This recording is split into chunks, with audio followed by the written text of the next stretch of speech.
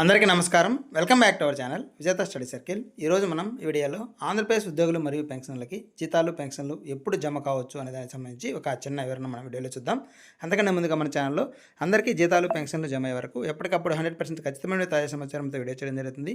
అలాగే ఉద్యోగులు మరియు పెన్షన్లకు సంబంధించినటువంటి జీతాలు పెన్షన్లు డిఏలు పిఆర్సీ సర్వీస్ మ్యాటర్ సంబంధించి ప్రతి అంశాన్ని వివరిస్తూ విశ్లేషణ చేస్తూ వీడియో చేయడం జరుగుతుంది. అలాంటి వీడియోస్ కావాలనుకుంటే మన ఛానల్ సబ్స్క్రైబ్ చేసుకుని ఫాలో అవ్వండి. మీకు తెలిసిన వారికి తెలియజేయండి. ఈ ఆలస్యం చేయకుండా మన వీడియోలోకి వెళ్దాం. మనకి గత 2 రోజుల నుంచి ఈ మెసేజ్ అనేది వైరల్ అవుతూ ఉంది.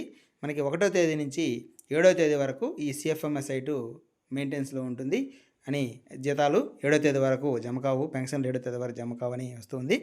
అయితే ఇది కొత్తగా ప్రభుత్వం ప్రవేశపెట్టినటువంటి బడ్జెట్ సంబంధించినటువంటి అంశం. ఇది బడ్జెట్ సంబంధించినటువంటి పూర్తి వివరాలని సిఎఫ్ఎంఎస్ సైట్లో అప్లోడ్ చేయడం కోసం ఇక్కడ మనకి కొన్ని నిబంధనలు కూడా ఇస్తున్నట్లుగా మనకి ఈరోజు న్యూస్ పేపర్స్లో కూడా రావడం జరిగింది.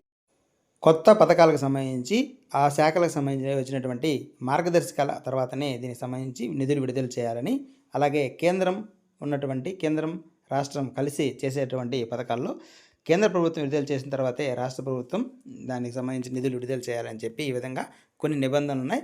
దీనికి సంబంధించి నిబంధనలన్నింటినీ ఆ సిఎఫ్ఎంఎస్లో పొందుపరచడం కోసం మనకి ఆ మెయింటెనెన్స్ కింద ఇచ్చారు. అయితే ఇక్కడ మనకి ఈ సైట్ అనేది మన జీతాలకు సంబంధించి మాత్రం ఎటువంటి ఆటంకం లేకుండా పనిచేస్తుంది. ఎందుకంటే మన జీతాల బిల్లులు, ఈ పెన్షన్ బిల్లులు చెక్ చేయడం జరిగింది. ఇప్పుడు కూడా చాలా బిల్లు చెక్ చేయడం జరిగింది. ఇవన్నీ కూడా వెయిటింగ్ ఫర్ ఫండ్ క్లియరెన్స్లు ఉన్నాయి. ఒకవేళ జీతాలు పెన్షన్లకు సంబంధించి ఒకవేళ ఇది కానీ మనకు అది వర్తించే పని అయితే 7వ తేదీ వరకు పనిచేయకపోయినట్టయితే ఈ స్టేటస్ తెలుసుకోవడానికి కూడా ఉపయోగపడేది కాదు. ఖచ్చితంగా ఇప్పుడు మనకి స్టేటస్ తెలుస్తుంది కాబట్టి ఖచ్చితంగా దానికి ఎటువంటి సంబంధం లేదు. ఏదో నిధుల కొరత వల్ల ఈరోజు మనకి వచ్చినట్లుగా లేదు. జీతాలు కానీ పెన్షన్లు కానీ బిల్లుల్లో ఎటువంటి కదలిక లేదు.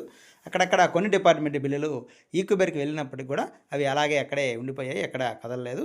కాబట్టి ఎవరికి కూడా ఈరోజు జీతాలు కానీ పెన్షన్లు కానీ జమ కాలేదు. అయితే ఈరోజు వచ్చినటువంటి ఆదాయంతో మనకి రేపు కొంతమందికి 10 నుంచి 20% వరకు జమ అయ్యే అవకాశం ఉంది. అలాగే ఈ ఆర్బీఐ నిధుల గురించి కూడా మనకి ఇక్కడ వైరల్ అవుతూ ఉంది.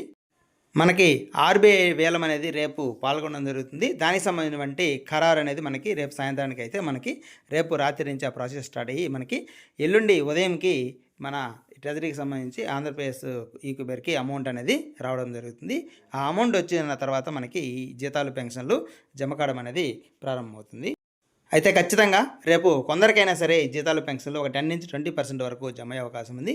మిగిలిన వారికి ఎల్లుండి ఉదయం నుంచి బిల్లుల్లో కదలిక వచ్చేసి ఎల్లుండి 10 గంటల సమయం నుంచి 9 గంటల సమయం నుంచి జమ అనేది ప్రారంభమవుతుంది. దాదాపుగా ఎల్లుండి సాయంత్రం 4వ తేదీ సాయంత్రానికి అందరికి కూడా జీతాలు పెన్షన్లు పూర్తి స్థాయిలో జమ అయ్యే అవకాశాలు ఉన్నాయి.